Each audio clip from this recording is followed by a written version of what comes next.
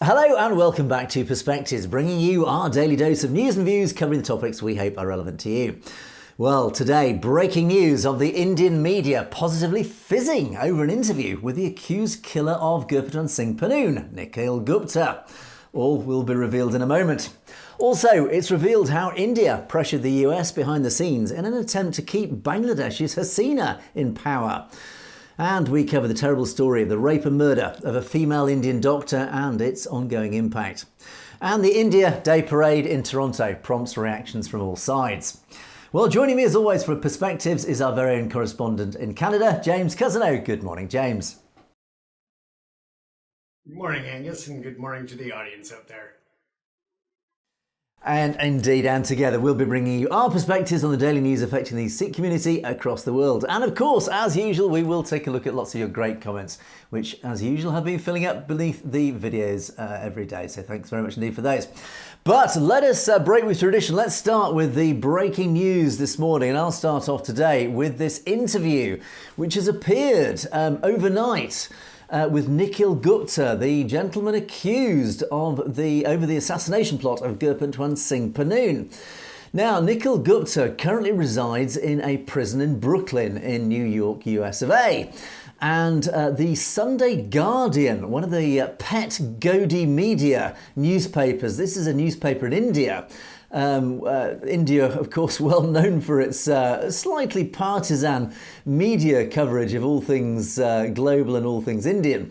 And the Sunday Guardian has managed to get access to Nikhil Gupta, and they have interviewed Mr. Gupta, a series of about 9 or 10 questions, which they reported over the last 24 hours in the media.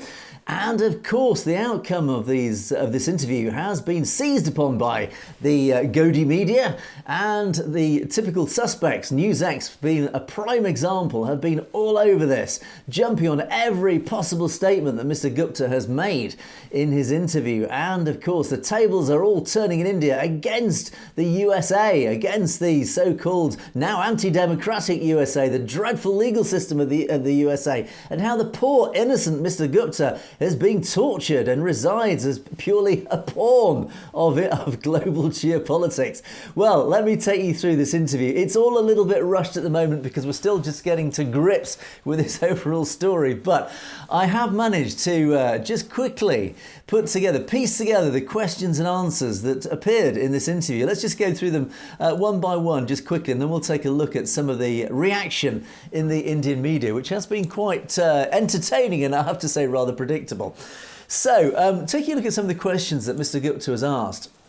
He was asked, the first question was, you've been in the US for over a month. How difficult has this whole phase been? Well, Mr. Gupta, unsurprisingly, replied, it's been very difficult, and of course come to the US even harder because, of course, he was detained in the Czech Republic in Prague for several months before he was extradited. But then he refers to the jail that he resides in as a slaughterhouse. And everyone knows about the torture that happened to me in Prague. But here in the US, it's a complete slaughterhouse. The jail where I'm held, MDC Brooklyn, is always in the news for its poor safety conditions. Just last week, someone was stabbed in the cell across the way, and last 2 months, there have been 4 murders and 25 stabbings. I was assaulted some days ago. I requested multiple times for an appointment of a public defender to represent me. And he claims he's got no legal representation, which is interesting.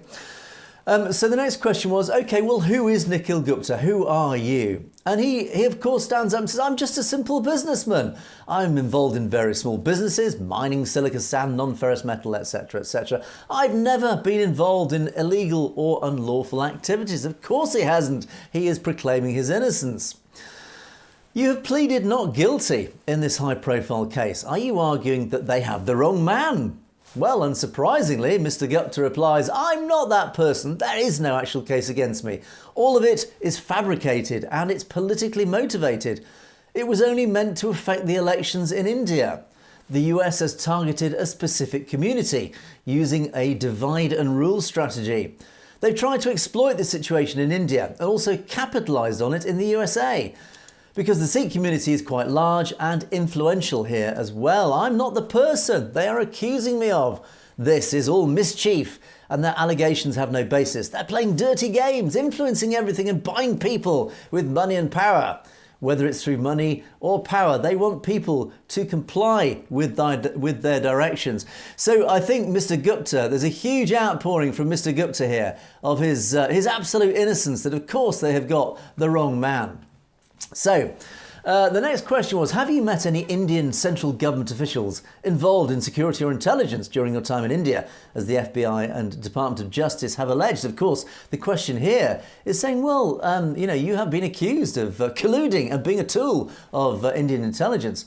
Well, believe it or not, Mr. Gupta denies it. He says, I used to meet around 100 people daily for my business. How would I know if any were undercover agents? Well, my immediate response to that is, well, I think if one of them had asked you to murder somebody, you might remember that. I don't know anyone who is referred to as CC1. Well, surprise, surprise. I think we could have predicted that Mr. Gupta wasn't about to admit that he had been an agent for the research and analysis wing. I think anybody would have been rather surprised if he'd admitted that in a newspaper article. Did you have any criminal cases filed against you in any part of India, as claimed by the FBI and Department of Justice? No, not in any part of India or any other country. And he continued on about his innocence and claims he'd never been charged with anything anywhere. And the next question was, how have the officials treated you in the US? Well, they wanted me to accept the name that they are giving me and to make statements as they want me for their story. So I think he's claiming here that he's not Nikhil Gupta, or he's not this person that they're claiming him to be. This is their dirty game. Again, he refers to this statement. It's a dirty game. Since I don't know anyone, how can I provide any information or accept what they're asking me to? The treatment from the officials is such that they expect me to agree with whatever they say. They have 100 ways to make anyone comply through force, intimidation and dirty tactics. That's why I'm being kept here. They want me to admit that there is some CC1. And so the next question was, are you receiving the legal remedies that any accused person deserves? I haven't received any legal support anywhere, not even moral support. Really? So he's claiming, actually, despite the fact I believe he has a full legal team, that he isn't receiving any legal support. The media reports that I get from India claim various things, but there is no support at all. Only the prayers of my fellow Indians have kept me alive in this condition, far away from my family and friends, and in an extremely hostile environment. I'm hopeful that the Indian bureaucracy and the government will do something to help me. Well, he was then asked, many in India believe you are being used by vested interests outside of India for a larger global goal directed against India. Do you agree with this? Yes, I completely agree, he said. This is my opinion. I had mentioned this in my submission to the Prague court. I am being used as a global tool for a larger agenda, which is to defame India. My family and I have become entangled in this big game. I'm being used as a pawn. And then he was finally asked, do you have anything to say to the Indian government? And his response was, now I have experienced this firsthand. I and my family have been left to face this all alone. Nobody has visited my family or responded to the multiple letters and emails that have been sent by my family, nor have I received any support. We're completely in the dark. This has become a political issue. My family and I are expecting assistance from the government of India because I'm an innocent man who's been wrongly framed. Well, that was the interview in a nutshell. And there's lots of things that come out of here, not least, of course, well, unsurprisingly, Mr. Gupta is pleading innocence. He's claiming he's not, firstly, the man that he's being claimed for. He's claiming that he's being framed. And he's made all sorts of big, bold statements about that he's just a political pawn. Well, let's discuss that in a moment. But he's also saying that I think there are several interesting parts here. Firstly, he's saying he's been coerced and he's been intimidated into revealing information. Well, surprise, surprise, Mr. Gupta, you are accused of a very serious crime. You are accused of being an agent of the Indian intelligence services, accused of trying to assassinate somebody, a US citizen on US soil. So forgive the US for being intimidating and pressuring you to answer some very difficult questions. Notice he did not use the word torture. Not once has the word torture being used. So I can turn that straight back on India. We regularly accuse India of using torture against their prisoners. And there are many cases of that we have talked about. So there's no accusation of torture, just mere pressure. Well, I'm sorry, this is how the Western rule of law works. We pressure those accused of terrible crimes to reveal the truth. We don't torture them. We put them under a lot of pressure, a lot of intimidation. That's how it works. It is perfectly legal. But we do not accept any evidence under torture. as India does on a regular basis. So that's a huge difference. Also, there was a very interesting comment about how he seems to have been abandoned by India. He and his family are appealing to the Indian government, help us, don't just abandon us. Well, this is an interesting lesson to all those people acting on behalf of the Indian government and those agents who are doing the dirty work of the Indian government. I'm sorry, but they clearly are quite happy to wash their hands of you. Once you've served your purpose, they abandon you. Now, if Mr. Gupta had been completely innocent, I suspect the Indian government would have waded in strongly and called out the US government and done everything in their power to move heaven and earth to act on behalf of Mr. Gupta's rights. Why have the Indian government washed their hands of Nikhil Gupta? I find that an extremely interesting situation, as if the guilt is pointing actually to the Indian government. They do not want to get involved because they are now terrified of what Mr. Gupta is potentially going to reveal.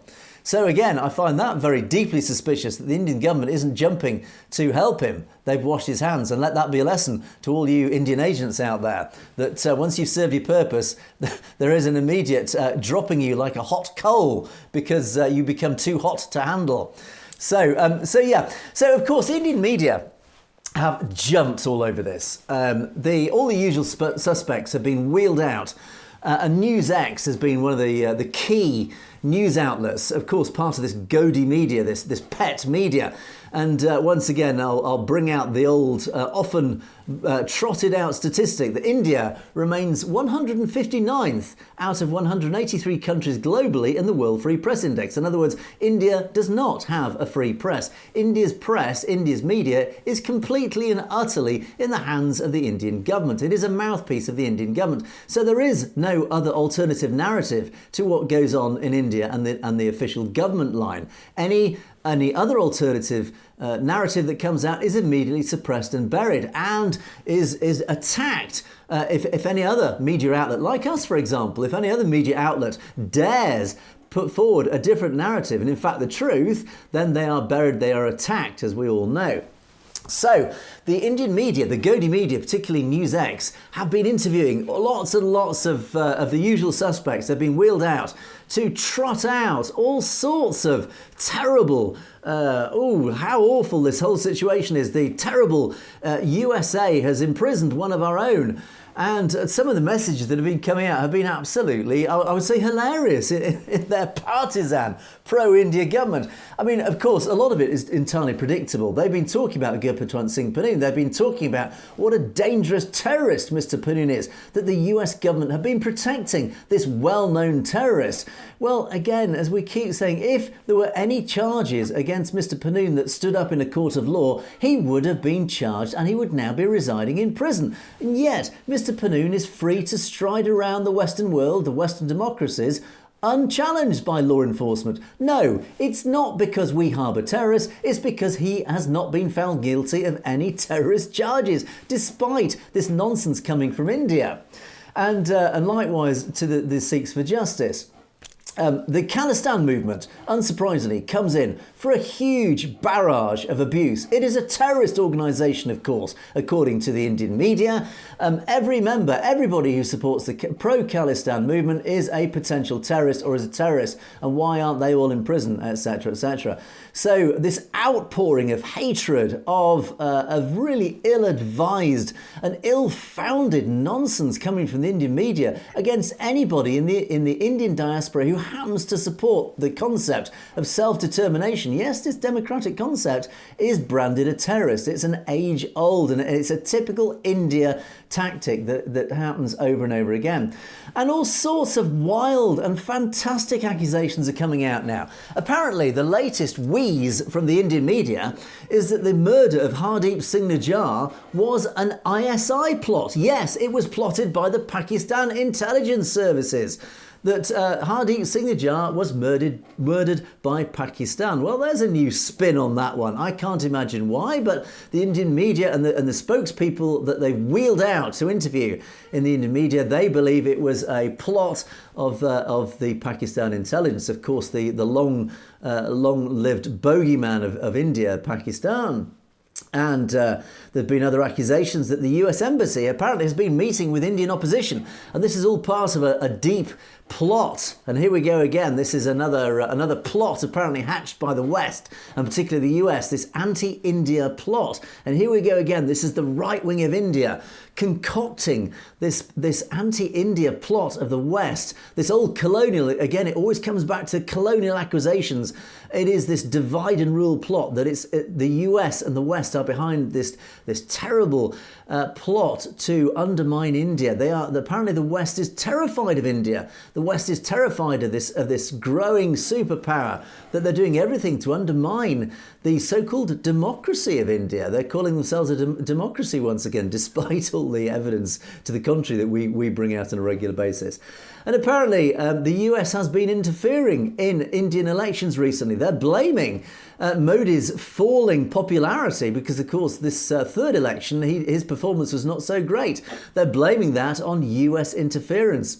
And as an extension of that, they are now blaming the US and the CIA for bringing down Sheikh Hasina. Yes, indeed. Apparently, the fall of Hasina in Bangladesh a couple of weeks ago was down to the US of A. Apparently, the US have been interfering with Bangladesh politics as well, and it was the US that brought down Sheikh Hasina. And of course, they're now tying this into Modi, and we do know, as we have reported, the strong ties between this terrible government of Hasina and Modi's right-wing government, the BJP, the RSS propped up. And we have reported how this extremist, nationalist, right-wing alliance that has bestrode the border of Bangladesh and India, that Hasina, we do know, has been supported by Narendra Modi. And now they are now blaming the US for bringing down Hasina, and now they're accusing the US of potentially trying to bring down Narendra Modi. Well, that's quite a big accusation. And they've trotted out accusations that the US and the West are unhappy with India purchasing oil from Russia. And they're saying that this is one of the reasons why that they're concocting this plot, which includes Nikhil Gupta and CC1 and all the way up to Ajit Doval, the National Security Advisor of India. So they're claiming that because India is supporting Russia in its invasion of Ukraine by buying Russian oil and thus financing the war, the Ukraine war, that again, this is another reason that the US are using Nikhil Gupta as a tactic to turn everybody against India. They're doing their best to malign India's name. They are doing this old colonial style of divide and rule. And even questions against the US legal system are being raised. They're saying that, Nikhil Gupta is not receiving normal due process of law. Well, I've got news for the critics here. Unfortunately for you, that Nikhil Gupta is indeed being followed the normal rule of law here in the West. We have an absolutely watertight, no, it's not absolutely watertight, it's 99.9% watertight. There is no such thing as a perfect system. But the Western legal system is so accountable, is enormously, in fact, often some say it's too accountable because law can often not be enacted, good law, because there are too many options for the abuse of accountability to the law. So, in fact, our law here in the West is so deeply accountable that it is almost impossible for it to be abused in the way that India is claiming. And Mr. Gupta is, in fact, receiving more than a fair trial and more than a fair due process of law. So, unfortunately, those accusations do not stand up in any way, shape or form. And the final accusation, amongst many accusations, is that they're claiming there are many in the US administration and indeed the Canadian administrations who are agents of China, who are influencing policy and lawmaking in the Western, particularly the Americas, in their administrations to turn the West against India because of the whole geopolitics in the region, that they fear that these agents are acting on behalf of China. Now, this is where the geopolitics, of course, are very complex, but India has a very fractious relationship with China. India, essentially, in simple terms, sees China as a potential foe, as a potential rival. And then now, of course, there is this sort of power battle between who should be friends with the US and the West. Should it be India, or should it be not India, or should it be China, etc.? And now they're claiming that Indian agents are deliberately turning the West against India. So that would benefit, of course, China. So, yeah, James, in and amongst all this, lots and lots of huge accusations, and I have to say much of it is quite fanciful, much of it is fantastical, all of it is predictable. I find a lot of it quite hilarious, but the bottom line is somebody murdered Hardeep Singh Nijjar, somebody murdered potentially tried to murder Gurpatwant Singh Pannoon, and somebody has murdered several Khalistani campaigners, and amongst those I do of course include Bhai Avtar Singh Kandar here in the UK. Somebody's out there murdering these Khalistani campaigners. I don't think it's the Pakistan intelligence services. I think it's most unlikely. And it's certainly not random events. Unfortunately, they're all Khalistani campaigners, so there is a bit of a predictable pattern here. So the likely suspect is India. The question is, now that the spotlight has been poured on India, now that all the evidence is mounting towards it came from very high up in India, Indian government is wriggling and squirming most uncomfortably. It is now having to use its tool, its pet media, to try and deflect and distract and turn attention away from the Indian government, and instead they're trying to accuse the US of all countries of not acting under the rule of law, of being undemocratic, etc., etc. It's all quite laughable, isn't it? Well, it is, and a couple of interesting points that I kind of caught on there was, first of all, when he says he doesn't know anybody by the name of CC1. Well, that's co-conspirator 1. It's a legal term. I don't think anybody has co-conspirator written right on their birth certificate. And then as it comes to the U.S. jail system, he's complaining about the conditions. Well, guess what? There are millions of Americans locked up in that system every year. It is a horrific place to be stuck in one of those U.S. jails. They're violent. They are gang-ridden. They are just the cesspool of America, because Americans are just at the #1 for per capita incarceration, and the spending is not there to keep the prisons in a state for rehabilitation. They are strictly for, getting back at people, and, they are not there to actually rehabilitate people, because they are just hellholes. And, Mr. Gupta, hey, that's what happens when you break the law on U.S. soil. You end up in a U.S. prison, just like any other criminal that is accused of something on the U.S. soil. As for Indian assistance for him, of course the Indian government is stepping back and not getting involved. They've already been involved enough, and they don't want to bring more ties between them and Mr. Gupta. They are trying to distance themselves from this fiasco. The Raw agency is trying to distance themselves from this fiasco. And like you said, Angus, if there was a shred of evidence that he was innocent and being falsely accused and used as a political pawn, the India government would be screaming in the media like they do about Canada, alleging that they have involvement in the murder of Mr. Nijjar. They scream and they scream, trying to deflect, but in this case it's gone even further, where they've just stepped back and said, hey, we cannot be linked to this individual.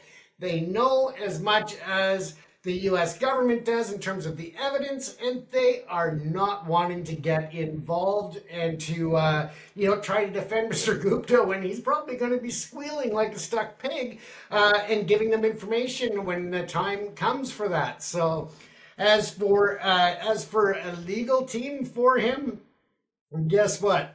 The U.S. legal system, with their public defenders, are overworked, underpaid, and have limited resources. So you get what you get, and hey, you should have planned ahead and had the Raw agency and the Indian government give you a nest egg for your legal fund beforehand, not after.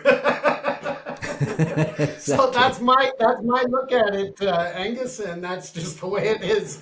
Suck it up, buttercup. You got caught, and now you're going through the U.S. legal system like anybody else. Exactly. All very good points, James. And as they say, if you can't do the time, don't do the crime. So unfortunately, Mr. Gupta, things are not looking good for you. Of course, people like Mr. Gupta are indeed innocent until proven guilty, and that is the due process of law. Yes. But you cannot blame the system. You have been charged, and clearly the Department of Justice have sufficient evidence to have gone through huge efforts to deport Mr. Gupta from the Czech Republic.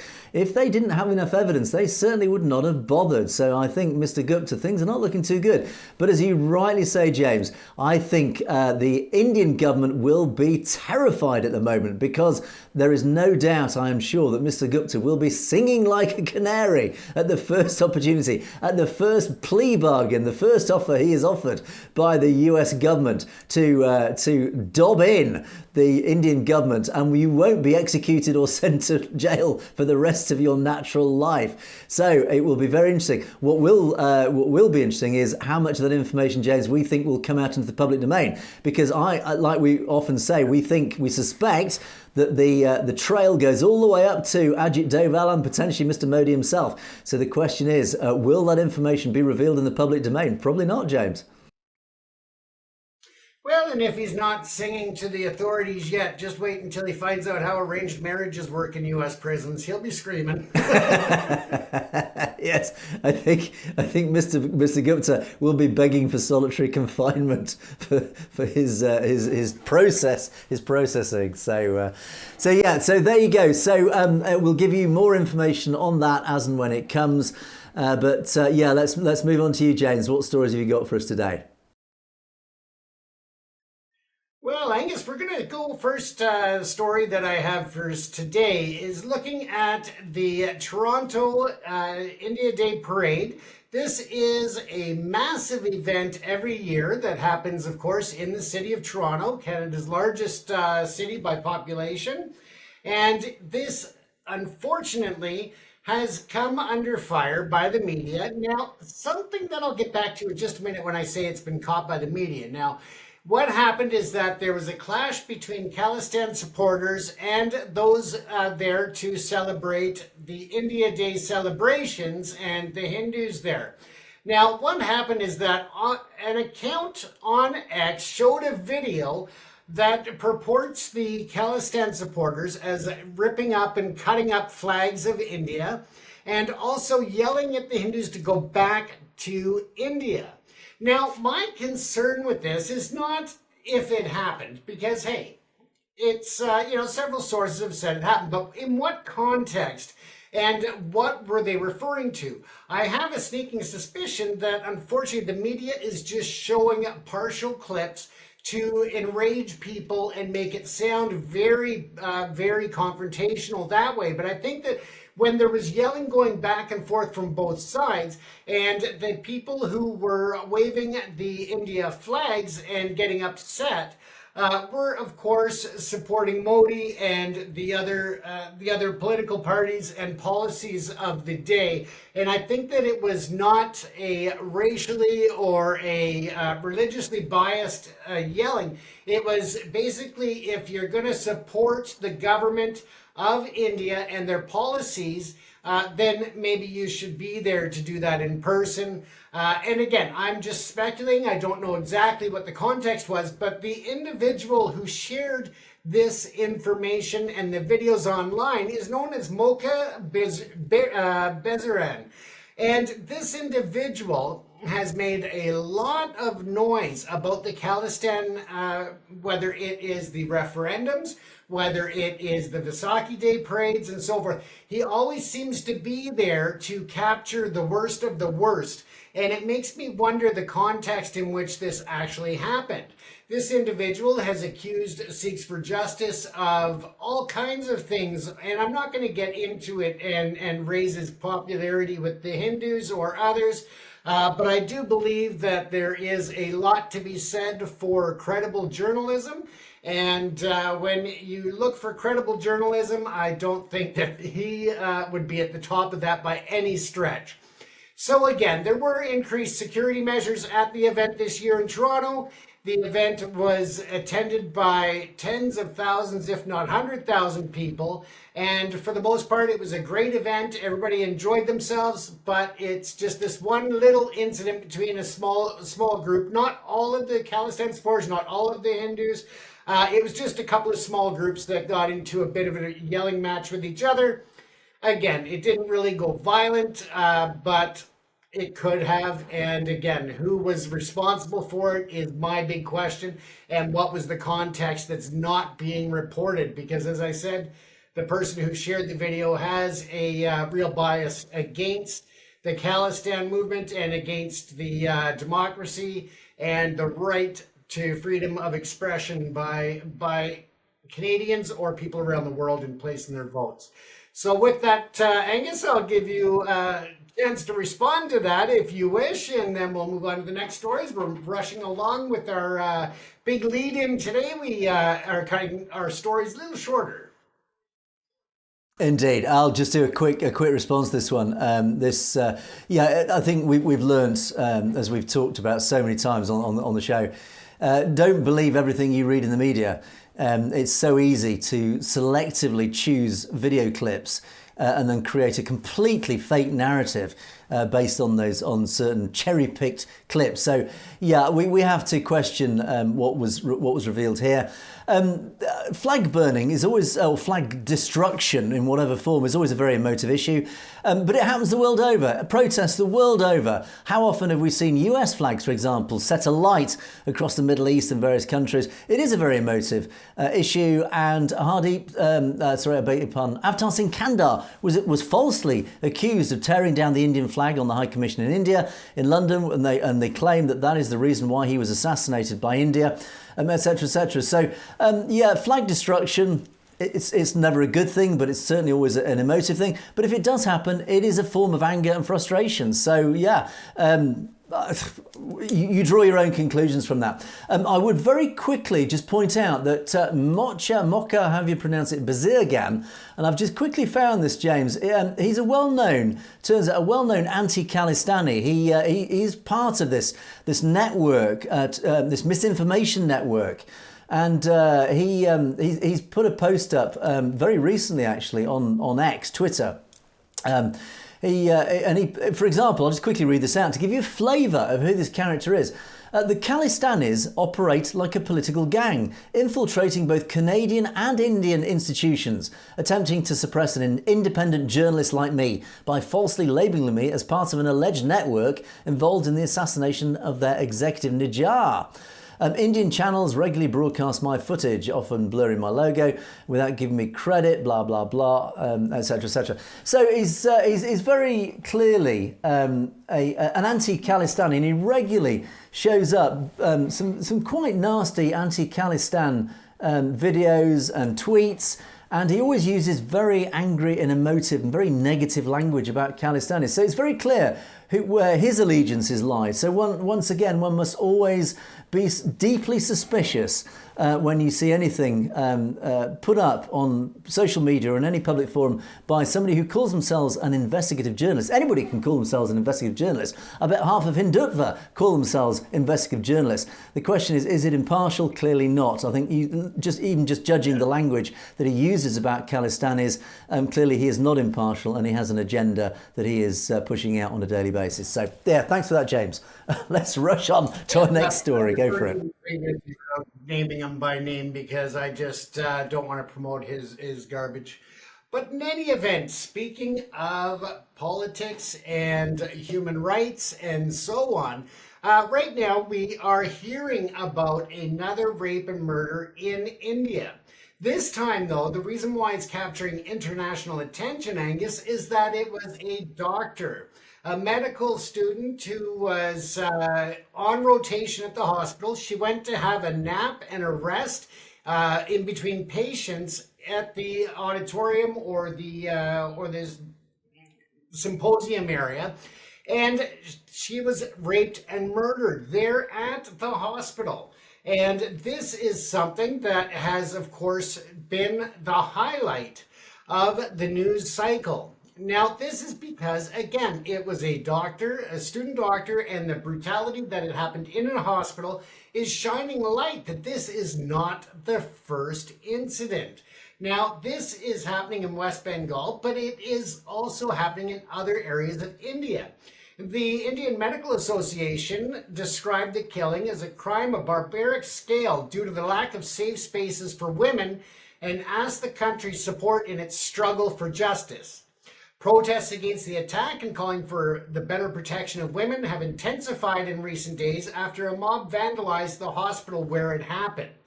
In a statement, the IMA said emergency and casualty services would continue to run, but in non-essential areas, they took to the streets. Those support staff, the doctors and such, basically went on a work the rules strike in order to be able to go out and protest in the streets about the mistreatment and abuse of women and the fact that they are treated as less than animals in that country. And this has been ongoing for decades, and yet it's still not being dealt with well enough.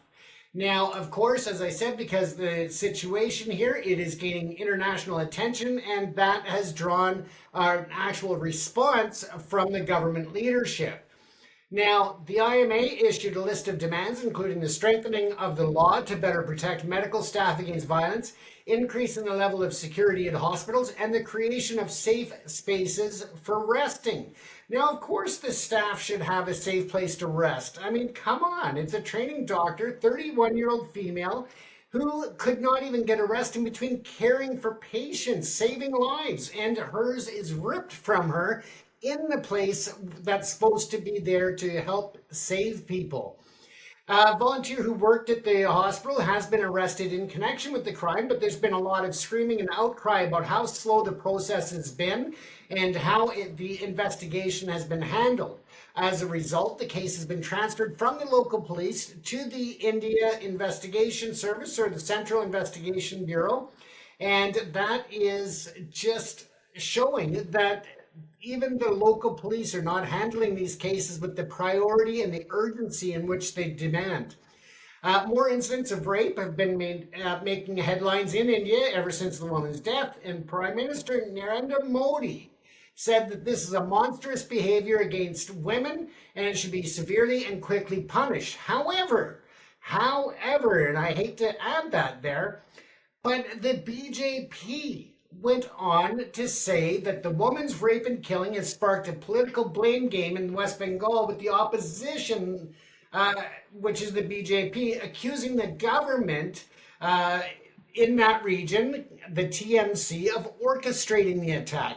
They are accusing other politicians of orchestrating a rape and a murder of a doctor in a hospital in order to gain favor with voters and the public. And this is just an outrage to start playing political games with the lives of a young lady who was there to save lives. And it shows the disconnect when it comes to the human rights and the rights of women and how they're seen in that country. And that should be a huge and major priority for any government, to protect the women of a country. I mean, I have sisters, I have a mother, I have, granddaughter, and let me tell you, if this was going on, I would not be sitting idle and hoping the government does something about it. I would be screaming from every rooftop to demand that better law enforcement training was in place to capture these people, that the criminal justice system was there to expeditiously prosecute. And, I just wouldn't sit back and start playing political blame. I would want action and I would want results. I'm sure you would feel the same way, Angus.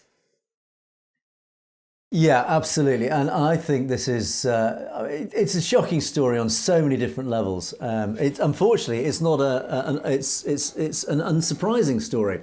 How often have we reported about violence against women in India?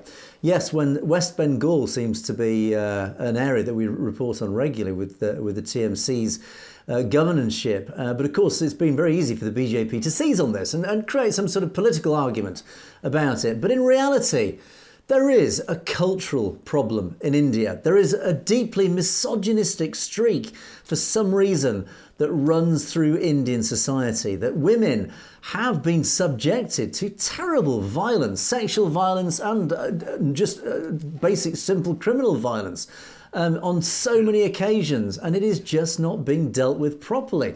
Clearly, this is a cultural problem. It is a behavioural problem. It is something that is ingrained in Indian society where it is deemed okay to be violent towards women to this extent. And the fact that it's happened to a doctor has, of course, hit headlines. But how often, on just a daily basis, do ordinary women in the street get attacked and sexually assaulted in India? It is a regular occurrence. And the fact that it's happened to a doctor is the only reason why it's hit the headlines. And it's actually even reached international attention. But this problem goes all the way down every layer of society. And why on earth is the Indian government not treating it more seriously? Now, Mr. Modi calls it monstrous behaviour. Well, I've got news for you, Mr. Modi. This monstrous behaviour is happening on your watch. This is your ultimate responsibility. You are responsible now, and have been for 14 years, for the culture and the legal process of India. And unfortunately, we are seeing over and over again sexual violence against women. We report on it regularly, too regularly. And what is happening about it? Why is Indian culture, why is this so ingrained in Indian culture? Where is the evidence that you are trying to change the behaviour of Indian society? Where is the evidence that you're doing something about this? It's all very well saying, oh, we'll take legal action, but it's not changing the cultural behaviour of a nation. Yes, it does take time. It can even take a generation to change the culture of a nation. Let me give you a silly example. Anti-smoking here in the West. It's taken a generation to turn the whole of society, as pretty much the whole of society, against something like smoking. And that's taken a multilateral approach of the media, in schools, everything. But it has worked massively. People are now deeply anti-smoking as a general rule. So why can that not be scaled up to something as fundamentally wrong, morally wrong, as violence against women in India? Why are there no big, huge programs across Indian society to say any violence against women is deeply wrong? Why aren't the religious representatives actually pushing this much more strongly? Because the majority of India are Hindus. So why isn't the Hindu church as a whole, why aren't they pushing amongst their congregations much more strongly? Why aren't they trying to change the behaviours? Because one has to argue that many of the perpetrators see themselves as Hindus. So it's got to come from every level. It's got to come from political, it's got to come from religious, it's got to come into the schools. Every part of society has to indoctrinate ordinary Indian men. It is wrong to treat women as anything other than equals. And I immediately jumped straight to the concepts of Sikhi, who have, ever since the establishment of the Sikh religion, women are treated as equals on every single level. That is why Khalistan, we talk about Khalistan regularly, that Khalistan will be a so much more fairer, equal society, because women will not be treated with such disdain, with such negligence, and worse, with such criminal behaviour. They would be treated as utter equals on every level. So why can't India follow that example and prove that India is a safe haven for women? Because at the moment, it is not a safe haven for women. And I'm sorry to rant about this, but we report on this over and over again, these terrible crimes. And the fact it's happened to a doctor, yeah, it's awful. But what about the hundreds of thousands of other ordinary women, poor women, lower caste women, who are used and abused on a daily basis? And we've reported regularly how lower caste women are abused in a terrible manner on a daily basis. Why aren't they being treated and why aren't they facing, or their perpetrators facing, the full force of the law? They're not. So, James, yeah, it's very important to highlight this case. It points to a much deeper cultural problem in India that I do not see. And if the BJP want to get political about this, well, we can point the finger at the governance of India. The BJP, 14 years in power. Why is there still violence, deep violence, sexual violence against women? Sorry, Mr. Modi, but the buck stops with you, James.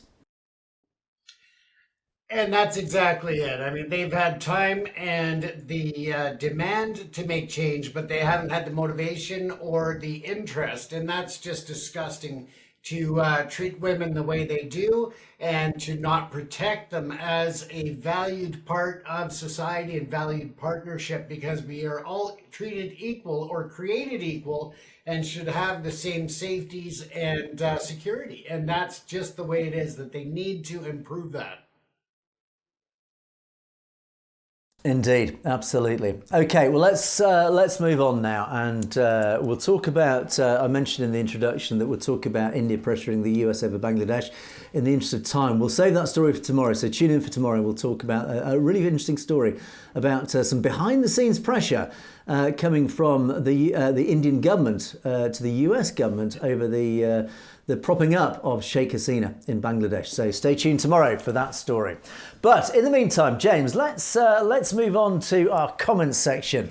And as always, we've been receiving lots and lots of wonderful comments. So thank you to each of you. As I say on a daily basis, all your comments are indeed read. Each and every one of them is read and appreciated, especially the very complimentary ones. So thank you for those. But let me add to that, of course, even the critical ones. We love the critical ones as well. So, okay, one of last week's shows that we headlined, "You Can't Silence Us," we talked about the Dal Khalsa protests in the Punjab. Now, one of our commenters at the time, a gentleman, he commented in Punjabi, and we tried our good old favourite Google Translate. And Google Translate did a pretty good job, but unfortunately clearly didn't translate it properly, because a couple of commenters have very kindly actually translated this for us. And that comment did refer to the word sama, which Google translated as equality, which I thought meant equality. In fact, it means time. So thank you to Hat B and Gurpreet who have corrected this. And Gurpreet actually has gone further and translated that comment, which actually was a very interesting comment. With regards to that comment, the person stating that time, sama, never remains the same, and it is time to answer the cowardly Hindutva. And Punjab should stop fighting for India at the borders and instead should join China's army. So we're back to this argument about that the Punjab and Khalistan should align with China. Quite a controversial suggestion. And let's go to our homes after evicting the Biharis, people from Bihari state who have increased in numbers in recent years. And it is dangerous for various reasons from Punjab soon. So actually, yes, this refers to, and I didn't get this from that translation. Actually, I'm glad. Thank you, Gurpreet, for translating this, because this is a really very big point, this, that the Indian government have very deliberately been allowing people from other states to pour into the Punjab. They've allowed them to buy land, settle there, and of course bring in the culture, particularly Hindu culture, from other states. And of course, here referring to Biharis, who've been pouring into the Punjab. So, and Kuljit Mangat has also referred to the Chinese element here.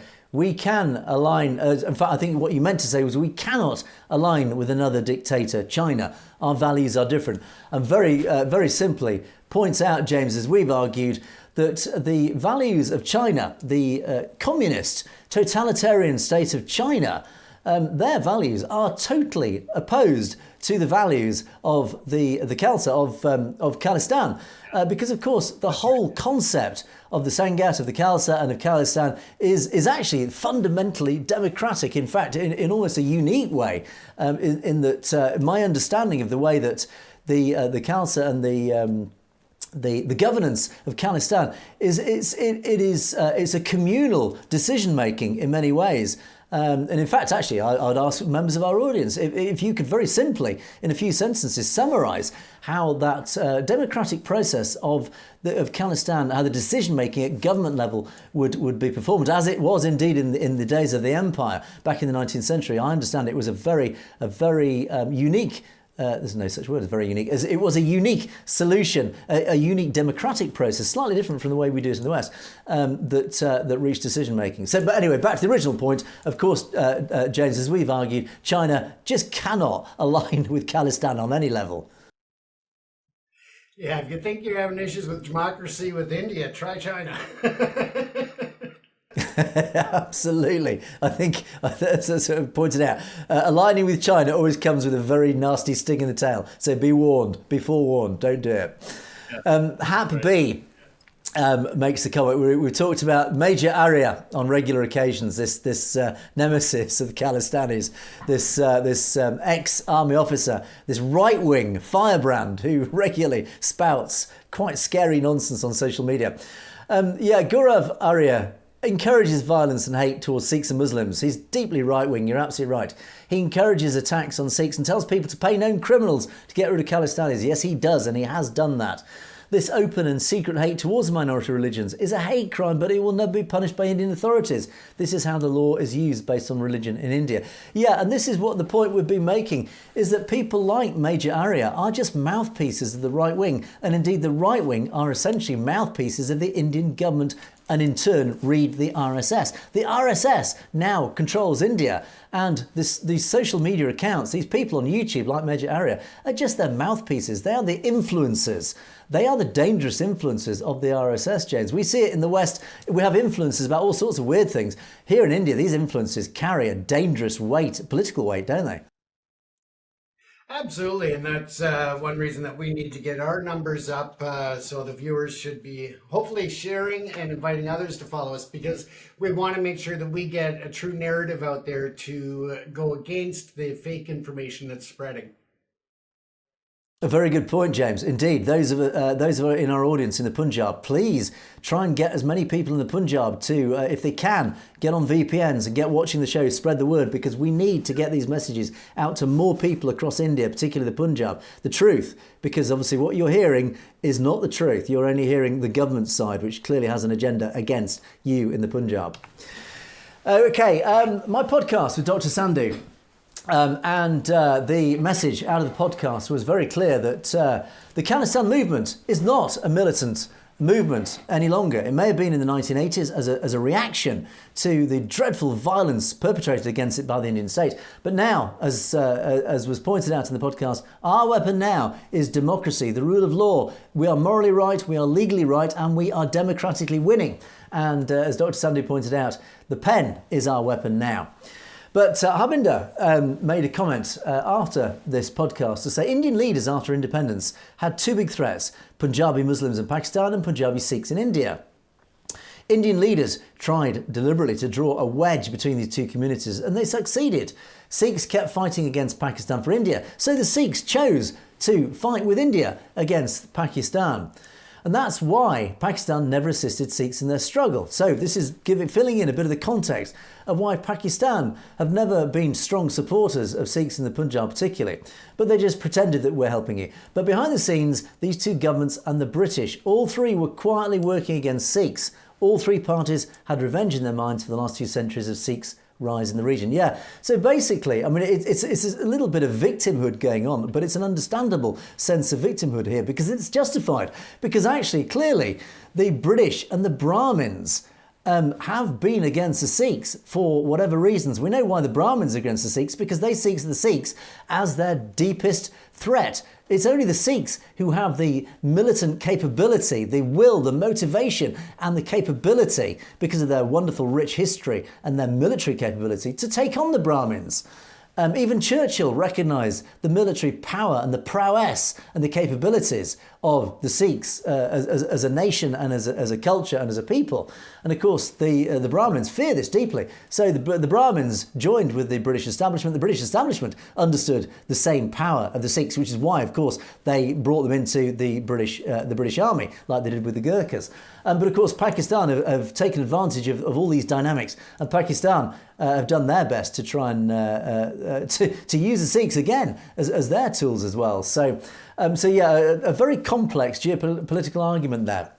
Now, S. Simba, our resident contrarian, has said, do you know Khalistanis know 2/3 of original Punjab is in Pakistan? WTF? Are you not claiming that? Are you cowards not to answer that? Back to this age-old argument, James, about the Punjab in the Pakistan.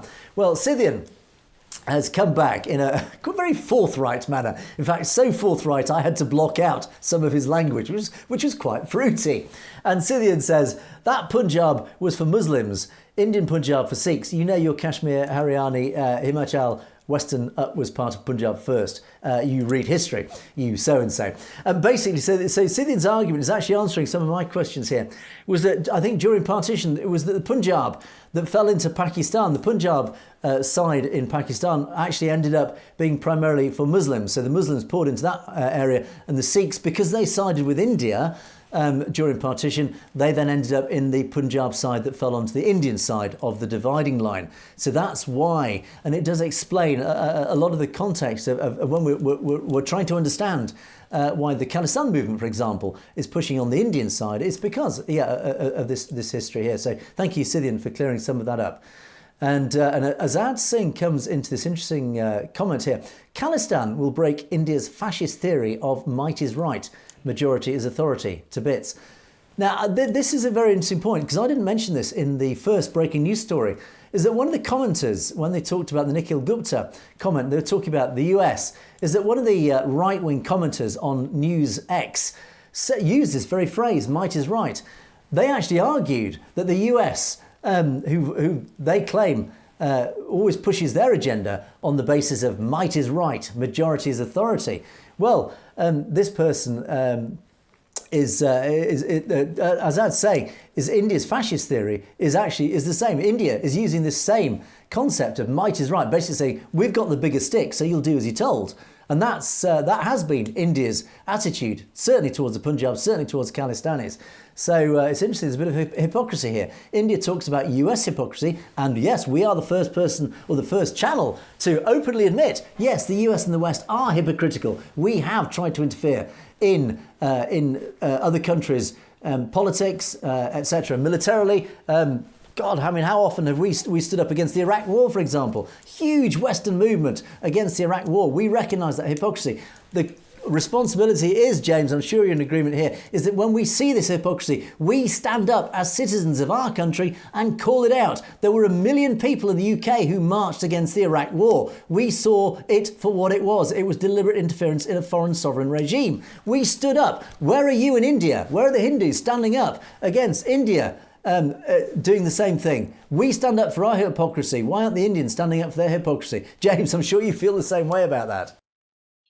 Absolutely, and that's one of the things that a democracy should have, is the ability for us to stand up and challenge the status quo, or to challenge government decisions when we don't agree with them. And that, again, is we know the democracy. We know that that there's interference going on by all sides. So we're not sticking our head in the sand.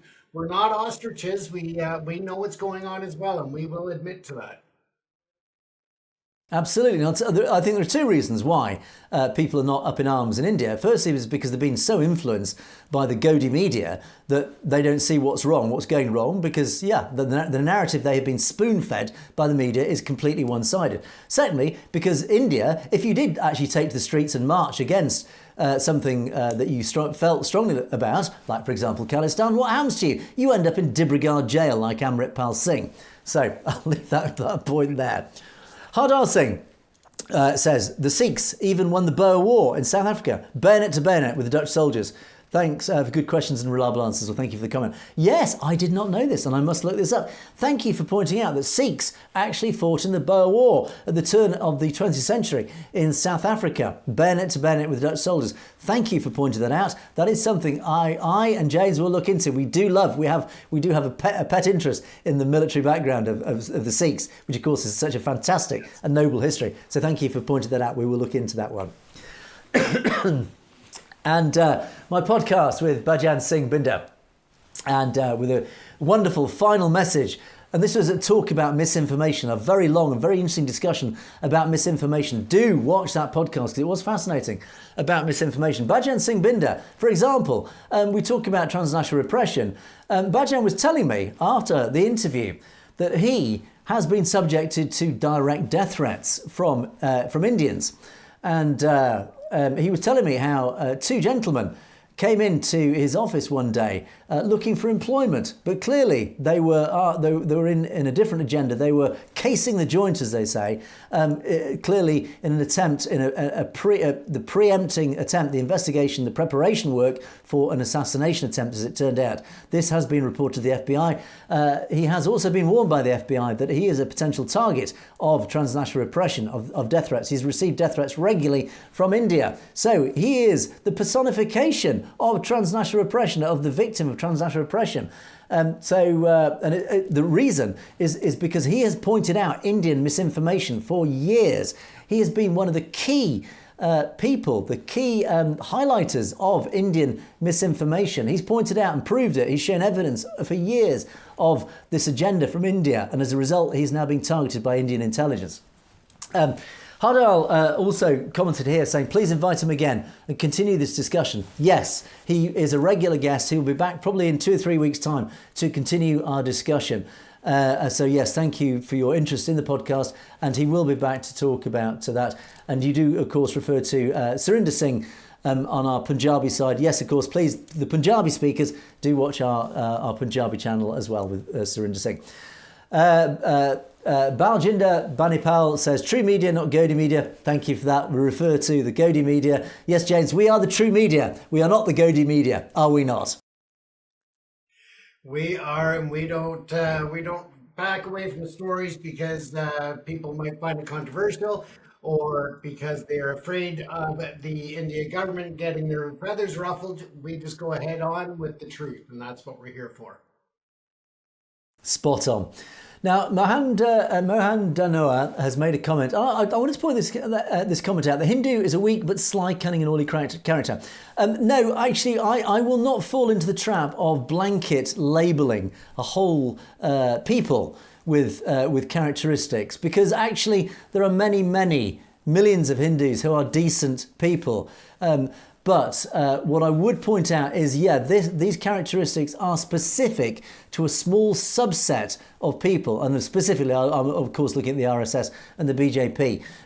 And we do regularly defend the Hindus on this channel, and I will always stand up for the Indian nation, because as contrary to what many might think, I do love India. I love the people of India and everything that, not everything it stands for, everything but, should we say, the BJP and the RSS. I love its culture, I love its diversity, but I do not love, and I will always attack the BJP and the RSS for the damage that they are doing to this great nation. And when comments like this appear, I always do like to correct them and say, yes, I do understand why you would feel that way, but please don't blanket label all people. And it happens all over the world. It's very easy to label, to stereotype a nation. The British are guilty of it. The Canadians are probably guilty of it. We all stereotype people and nations with negative things, but the reality is they're not all bad, of course. Yeah, now, some people are still violent or militant movement, and it's not. I mean, even the IRA changed back from way back in the day. And, sort of to give everybody one label is just not right. I know so many amazing Hindu people, Sikh people, Irish people, Catholics, Protestants. It doesn't matter. People are amazing. It's just you get the small subsets, as you said, Angus, that are just assholes. Absolutely, you got to judge individuals on their own merit. You can't blanket blame everybody. Like that. So, this comment from Gulvinder talks about why can't the US take the guilty from 1984 to the International Court of Justice? I don't know. I actually don't know if it is even possible. Maybe somebody with some legal background could comment on that. I honestly don't know. It's a tough one, that. And yes, there are still the innocent, there are still the guilty from 1984, still walking the streets of India. And apparently, and in fact, NewsX, one of the interviewees on NewsX was talking about the Punjab, talking about 1984. And to his credit, he actually said that there are guilty from 1984 of the genocides who are now living in the houses of those they murdered, who've taken the property of those Sikhs that they murdered. So, terrible times. Terrible crimes committed. Why aren't they taken to the International Court of Justice? I'm sure there must be legal reasons, perhaps why not. But the sentiment runs deep.